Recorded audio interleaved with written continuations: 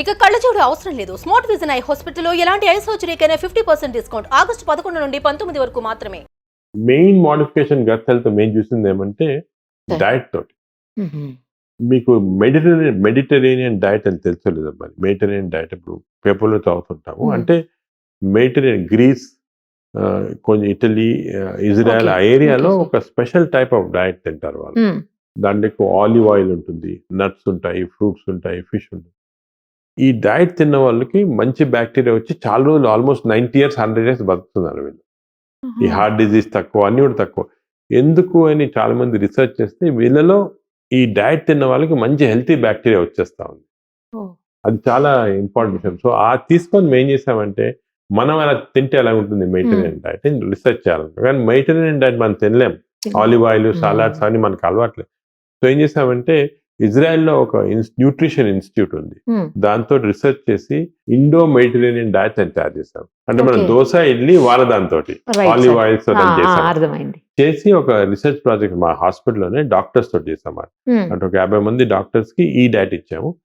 50 మంది డాక్టర్స్ మన south regular diet మాట. మిగతా యాక్టివిటీస్ అంతా సేమ్. 3 months తర్వాత ఈ మెడిటరేనియన్ డైట్ ఇచ్చిన డాక్టర్స్ కి బాగా హెల్త్ ఇంప్రూవ్ అయ్యి వెయిట్ 3 kg తగ్గిపోయారు.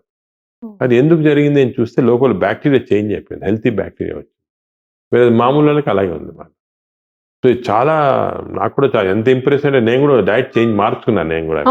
ఎందుకంటే మన డైట్ పైన ఇంత ఇంపార్టెంట్ అంటే డైట్ బ్యాక్టీరియా ఇంపార్టెంట్. బ్యాక్టీరియా అనేది మనం కంట్రోల్ చేయాలంటే మెయిన్గా డైట్ తోటి.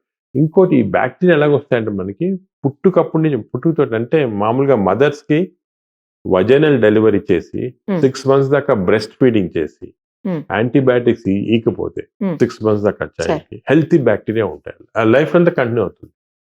అదే మదర్ సిజేరియన్ సెక్షన్ చేసుకొని 6 months లోపల వీనింగ్ చేసేస్తే, బ్రెస్ట్ ఫీడ్ చేయకపోతే ఈ చైల్డ్కి 6 months లోపల ఎప్పుడు చిన్న డైరీస్ కూడా యాంటీబయాటిక్ ఇచ్చేస్తుంటారు. అలా చేస్తే బ్యాడ్ బ్యాక్టీరియా, పాపం ఆ చైల్డ్ ఫాల్ట్ కాదు, ఆ మనిషి ఫాల్ట్ కాదు. చిన్నప్పుడు ఈ ఐదర్ అన్నెసరీ సిజేరియన్ ఆపరేషన్ అన్నా, లేకపోతే యాంటీబయాటిక్స్ ఇవ్వటం వల్ల కానీ, లేకపోతే బ్రెస్ట్ ఫీడింగ్ చేయటం లేకపోవటం వల్ల కానీ బ్యాక్టీరియా వచ్చేసాయి. అండ్ లైఫ్ లాంగ్ ఈ బ్యాడ్ బ్యాక్టీరియా ఉంటాయి. దానికే నౌ వీఆర్ ఎంఫసైజింగ్ ఎర్లీ స్టేజ్లోనే మేము మంచి బ్యాక్టీరియా తెచ్చుకోవాలా. Vaginal delivery important. అసలు ఎంత మేజర్ ప్రాబ్లం ఉంటేనే యాంటీబయాటిక్స్ ఇవ్వండి, లేకపోతే ఇవ్వద్దండి 6 months దాకా.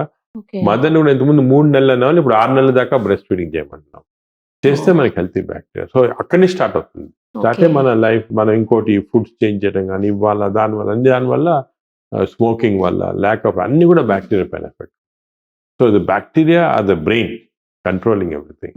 ఇంతకుముందు మనకి ఎప్పుడో పూర్వకాల చరక మెడిసిన్ ఉండే, చరక పుస్తకం, ఆయన చరక పుస్తకంలో రాశాడు the source of all disease is the gut. అంటే మన కడుపులోనే అన్ని జబ్బులు పుడతాయని రాశాడు. అప్పుడు ఎవరు నమ్మాలి, ఆయన ఎందుకు రాశాడో మరి తెలియదు, అలాగా రాశాడు. అప్పుడు హార్ట్ అటాక్ రావచ్చు అనే అటాక్ అందరు అనుకున్నారు. ఇప్పుడు తెచ్చింది మాట బ్యాక్టీరియా. ఇది చాలా నాలెడ్జ్, దీని గురించి everyday hundreds of papers publish అవుతున్నాయి. మేము కూడా స్పెషల్ టీం పెట్టాం దీనికి. PhD research workers, doctors, deity అందరు కలిపి వర్క్ చేస్తున్నారు. మనకి 4-5 years ఇంకా కూడా చాలా న్యూ ఐడియాస్, రీసెర్చ్ దీని గురించి చాలా మంచి విషయాలు తెలుస్తాయి. సార్ ఇప్పుడు బ్యాక్టీరియాని గుడ్ బ్యాక్టీరియా చేసే అవకాశం అందరిలో అవకాశం ఉంటుంది, అందరికి చెయ్యొచ్చా, ఎలా చేయొచ్చు? ఫస్ట్ మనం బ్యాడ్ బ్యాక్టీరియా ఏమున్నాయని చెక్ చేయాలన్నమాట. మనకి ఈ మెటాజీనోమిక్స్ చేస్తే తెలిసిపోతుంది. కడుపులో టెస్ట్ మనం మోషన్ తీసుకొని అన్ని మేము ల్యాబ్ లో అన్ని ఆల్ బ్యాక్టీరియా జీన్స్ చెక్ చేస్తాం. దీన్ని మెటాజీనోమిక్స్ అంటారు. అంటే 1000 species ఆఫ్ బ్యాక్టీరియా, కొంతమందికి 900 ఉంటాయి, కొంతమంది 1000 ఉంటాయి, కొంతమంది 800 ఉంటాయి, అన్ని చెక్ చేస్తాం. చెక్ చేసి ఈచ్ బ్యాక్టీరియా కనుక్కుంటాం. ఈ 1000 species లో ఏ బ్యాక్టీరియా ఉన్నాయి, ఏ టైప్ ఉన్నాయి, గుడ్ అంటే రేషియో ఎలా ఉందని ఫస్ట్ కనుక్కుంటాం. సో రేషియో తప్పు ఉంటే అది ఎలా చేయించాలా అంటే కొన్ని రేషియోస్ కి కొంత టైప్ ఆఫ్ డైట్ ఇస్తే బెటర్, కొన్ని రేషియోస్ కి స్పెషల్ మెడిసిన్స్ ఉన్నాయి. బట్ జనరల్గా ఎలాగంటే వీసే హెల్తీ డైట్ హ్యాబిట్స్. అంటే హెల్తీ డైట్ అంటే ఎక్కువ ఫైబర్ ఎక్కువ తినాలి, వెజిటేరియన్ ఎక్కువ ఉంటుంది ఫైబర్. ఈ డైట్ ఫ్యాట్స్ కూడా వచ్చాయి, అంత తప్పు. కీటో డైట్ అంటారు, ఒట్టి నాన్ వెజిటేరియన్, దాంట్లో ఇదేమి ఉండదు, వెజిటబుల్స్ ఉండవు, తప్పది కీటో డైట్ అని. అదేవిధంగా డిఫరెంట్ హై కొలెస్ట్రాల్ డైట్, ఇవన్నీ డిఫరెంట్ టైప్స్ ఆఫ్ ఫ్యాట్స్ వచ్చాయి డైట్లో. Sure. అట్కిన్సన్స్ డైట్ అని. ఇవన్నీ ప్రజలు ఏమంటారంటే దానివల్ల ఏమంటే వెయిట్ తగ్గుతుంది కానీ బ్యాక్టీరియా చేంజ్ చెప్పి వేరే జబ్బులు వస్తున్నాయి. సో అది కాకుండా హెల్తీ డైట్ అంటే ఫైబర్ ఎక్కువ ఉండాలా, నట్స్, ఫ్రూట్స్, వెజిటబుల్స్, యోగట్ అని అంటే మనం పెరుగు అంటాం కదా, ఇంట్లో అవును. చేసిన పెరుగు చాలా మంచిది, దానిలో బ్యాక్టీరియా ఉంటాయి. 3 పూటలు తిన్నా మంచిది.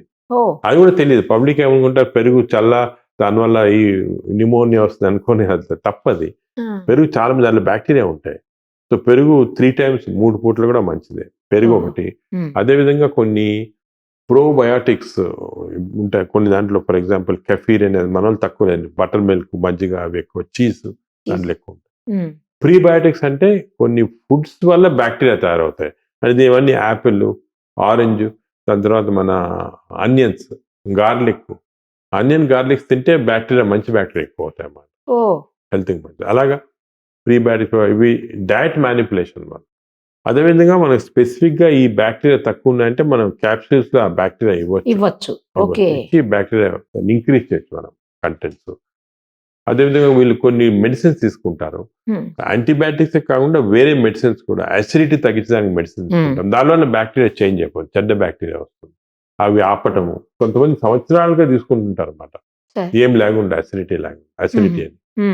సో మన బ్యాక్టీరియా చేంజ్ చేయొచ్చు. మన దగ్గర ఇప్పుడు ఉంది టెక్నిక్. ఫస్ట్ స్టడీ చేసి ఎంతవరకు చేంజ్ చేయాలి, ఏం చేంజ్ చేయాలి చేస్తున్నాం. అది చేస్తే మంచి బ్యాక్టీరియా వస్తుంది. సార్ ఇప్పుడు అలా చేయాలంటే ఈ టెస్ట్కి అదంతా పెద్ద కాస్ట్లీ వ్యవహారమా ఎట్లా? ప్రస్తుతానికి ఈ టెస్ట్ అనేది ప్రస్తుతానికి అప్రాక్సిమేట్గా 15,000 రూపీస్ అవుతుంది. ఎందుకంటే దీనికి చాలా సొఫిస్టికేటెడ్ టెస్ట్. బట్ కంపారిటివ్లీ మన కంట్రీలో తక్కువ. ఈ సేమ్ టెస్ట్ అమెరికాలో 1 lakh రూపీస్ అవుతుంది, మన దాంట్లో తక్కువ. ఇప్పుడు దానికి అమెరికా నుంచి కూడా ఇక్కడికే సోర్స్ చేస్తున్నారు, ఇక్కడే చేయండి మీకు చీప్గా అయిపోతుంది కదా. ఏ ఏజ్ నుంచి ఏ ఏజ్ వరకు చేయొచ్చు సార్? ఎప్పుడన్నా చేయొచ్చు, కానీ జనరల్గా మేము అడల్ట్స్కి, ఎందుకంటే చిల్డ్రన్లో డైనమిక్గా చేంజ్ అవుతుంటాయి. ఓహో. సో దానికి చేంజ్ అవుతుంటాయి యూజువల్ గా అరౌండ్ 15 years దాకా చేంజ్ అవుతుంటాయి. 15 years తర్వాత స్టెబిలైజ్ అవుతుంది. సో 15 years తర్వాత వేరే అడ్వైజింగ్ ఇస్తాం. Adults correct. అడల్ట్స్ కి దీన్ని గట్ మైక్రోబయామ్ మెటాజినోమిక్స్ అంటారు. Up to A age sir? Up to 70 years దాకా చేస్తాం. చేసి దీన్ని ఏం చేంజ్ వచ్చే చూసి మాడిఫికేషన్ చేస్తాం. దాన్ని మళ్ళీ చేంజ్ చేసి మంచి చూసాం, చాలా మందికి హెల్త్ ఇంప్రూవ్ అయిపోతుంది, వెయిట్ తగ్గిపోతారు, డయాబెటీస్ కంట్రోల్ వచ్చేస్తుంది. అదే విధంగా వాళ్ళకి జనరల్ హెల్త్ బాగా షార్ప్నెస్ ఇంక్రీజ్ అవుతుంది, డల్నెస్ పోతుంది, బాగా యాక్టివ్ అయిపోతారు. అది చేస్తాం. ఇదే ఈ బ్యాక్టీరియల్ ట్రీట్మెంట్ కొన్ని సీరియస్ డిజీజ్ కూడా ఇస్తున్నాము. ఫర్ ఎగ్జాంపుల్ అల్సరేటివ్ కోలైటిస్ అంటే ఇన్ఫ్లమేటరీ బౌల్ డిజీజ్. ఈ సివియర్ ఆల్కహాల్ తాగి లివర్ చెడిపోతే ఈ బ్యాక్టీరియా ట్రీట్మెంట్ రివర్స్ చేయొచ్చు, అది కూడా చేస్తున్నాం. అదేవిధంగా కొన్నిసార్లు డిప్రెషన్, ఆటిజము వీళ్ళకి కూడా హెల్ప్ఫుల్ ఉంది. ఇన్ఫాక్ట్ మన హైదరాబాద్లోనే ఒక హాస్పిటల్, చిల్డ్రన్ హాస్పిటల్ బయట పెరిఫెరల్ ఉంది, అది పెద్ద ఫేమస్ కాదు. ఐ వాజ్ సర్ప్రైజ్డ్, అక్కడ బ్యాక్టీరియా ట్రీట్మెంట్ ఆయన తెలియకుండా ఇస్తున్నారు ఆటిజం చిల్డ్రన్కి, వాళ్ళు బాగా అయిపోతున్నారు. 70% ఆటిజంకి ఇప్పుడు ట్రీట్మెంట్ లేదు, ఎన్నో అవుతున్నారు. వాళ్ళకు కూడా ఎందుకని తెలియదు, కానీ they found by trial and error. So ఇటువంటివి మనకి చాలా డిజీజెస్కి స్లోగా bacteria is going to become important treatment. దానికి గట్ హెల్త్ అనేది వెస్టర్న్ వరల్డ్ లో గత 10 సంవత్సరాలుగా ఇంపార్టెన్స్, మన దగ్గర ఒక 5 సంవత్సరాలుగా ఇంపార్టెన్స్ వచ్చేసింది.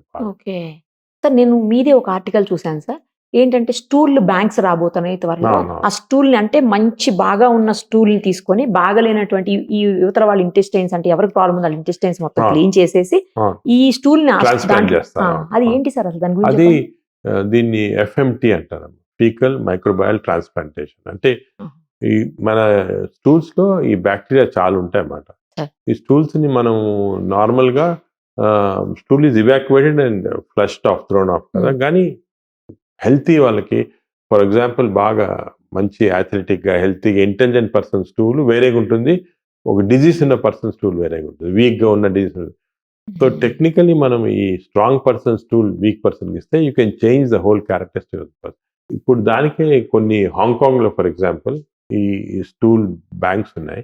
So healthy persons can donate stool, in fact they pay money ఇస్తారు స్టూల్ డొనేట్ చేస్తే. ఎందుకంటే వాళ్ళు బ్లడ్ డొనేషన్ లాగా స్టూల్ డొనేషన్. అది స్టూల్ ని మాడిఫై చేసి దాన్ని అంతా మెటీరియల్ అంతా తీసేసి బ్యాక్టీరియాని మనం ప్రిజర్వ్ చేసి బ్యాంక్స్ లో, అంటే మన బ్లడ్ బ్యాంక్ లాగా ప్రిజర్వ్ చేస్తారు. -20 degrees ప్రెస్ చేసామనుకోండి, అది Okay, ఎన్ని sir. సంవత్సరాలుగానే అలాగే ఉంచొచ్చు. సడన్ గా ఎవరికైనా కావాలా, ఎవరిని వచ్చి నాకు ఈ టైప్ ఆఫ్ స్టూల్ కావాలా సార్.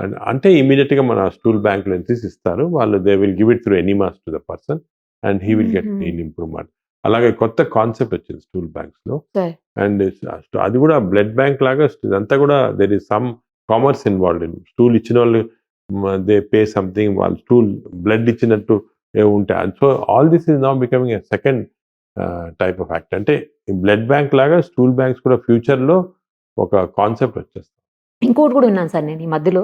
ఏంటంటే గట్ హెల్త్‌ని అంటే మంచిగా హెల్తీగా పెట్టడం కోసం సంథింగ్ ఏదో ఒక ట్యూబ్స్ తోటి లోపలికి ఫ్లెష్ లాగా పంపించి దాన్ని క్లీన్ చేస్తారు మొత్తం అది ఇంటెస్టైన్స్ తప్పు. అన్న. అది తప్పది. అది తప్పా సార్? అది తప్పు. అది ఎనిమా థెరపీ అంటారు.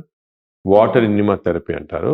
అది నార్మల్ గా ఆయుర్వేదాలో, యోగా సెంటర్స్ లో, లేకపోతే కొన్ని హెల్త్ రిసార్ట్స్ ఉన్నాయి దాంట్లో చేస్తున్నారు అనమాట. హెల్త్ రిసార్ట్స్ కరెక్ట్ అదేం సార్. అక్కడే చేస్తారంటే విన్నాను. ఎనిమా లాగా ఇచ్చి బాగా వాటర్ పాస్ పంపించి చేసి క్లీన్ పంపిస్తే చేసి క్లీన్ చేస్తారు. మనకి టెంపరీగా ఏదో కొంచెం బాగా ఫ్రీగా ఉంటుంది అన్నమాట. అది తప్పు. ఎందుకంటే 2-3 కారణాలు ఉన్నాయి. సార్.